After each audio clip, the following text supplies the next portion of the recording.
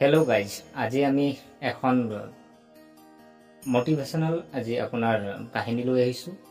এখন সৰু গাঁৱত ৰোহন নামৰ ল'ৰা এটাই বাস কৰিছিল।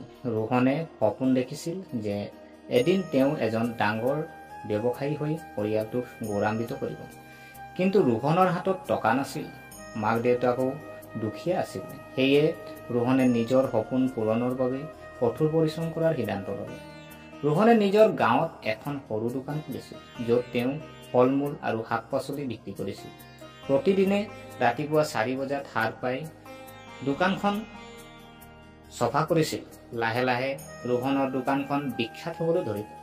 ফল মূল কিনিবলৈ মানুহ আহিবলৈ ধৰিলে। ৰোহনে নিজৰ উপাৰ্জনেৰে পৰিয়াল পোহপাল দিবলৈ আৰম্ভ কৰিলে আৰু সপোন পূৰণৰ বাবে ধন সঞ্চয় কৰিবলৈ ধৰিলে। কেইবা বছৰমান পিছত ৰোহনে নিজাকৈ এটা কোম্পানী আৰম্ভ কৰে, যিয়ে ফল মূল আৰু শাক পাচলিৰ ৰপ্তানি কৰে। ৰোহনৰ কোম্পানীটো বিশাল হৈ পৰিল আৰু তেওঁ সপোন পূৰণ কৰাত সফল হ'ল। ৰোহনৰ কাহিনীয়ে আমাক শিকাইছে যে কঠোৰ পৰিশ্ৰম, দৃঢ়তা আৰু সপোন পূৰণৰ হেঁপাহৰ দ্বাৰা আমি যিকোনো কামেই সাধন কৰিব পাৰোঁ।